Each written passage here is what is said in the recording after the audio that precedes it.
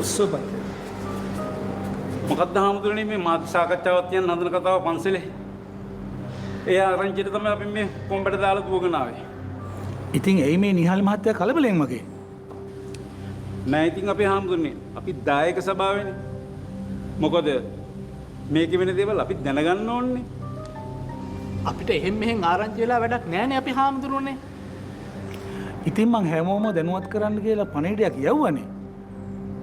යවුවනේ පිටිස. ඔව්ව මං හැමෝටම කිව්වා අපේ හාමුදුරනේ. පණිවිඩයක් කියලා මෙහෙම දෙයක් වෙන්න දෙන්න කියලා දැනගත්තාම අපි කොහොමද කතා කරගන්නේ? ඉතින් තැන් වල කතා කරන්න ඕනේ නෑනේ මහත්තයෝ. දැන් මෙතන වගියුත්තෝ ඉන්නවනේ. මෙතන ඉතින් දැන් කතා කරන්න පුළුවන් නේ. මේ පීතිස් පැත්තකටලා ඉන්නවද? පැත්තකට වෙලා ඉන්නේ. මෙතන මට ගෙදර වගේ. මේ පන්සලේ කොයි පැත්තත් එකයි. නේද අපේ හාමුදුරනේ? පිටිස පොඩ්ඩක් ඉන්නකෝ. අර කිව්වා වගේ මේක තැන් වල කතා කරන්න දෙයක් නෑනේ. මේ ඉන්නේ ෆොන්සේකා මහත්තයා. ෆොන්සේකා මහත්තයාට ප්‍රශ්නයක් වුණාම පන්සල පැත්තෙන් අපි කරන්න පුළුවන් දෙයක් අපි කරන්න ඕනේ. ෆොන්සේකා මහත්තයා කියන්නේ මේ පන්සලේ ප්‍රධාන දායකයා. එච්චරයි. ඇත්තට මෙහෙමයි.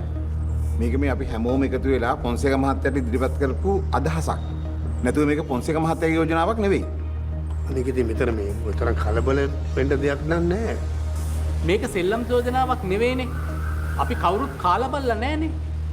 පොන්සේක මහත්තයාගේ සල්ලි වලින් පන්සලට උදව් කරනවා කියලා ඒ සල්ලි වලට යට වෙලා පන්සල් විකුණන්න බෑනේ අපි හාමුදුරනේ.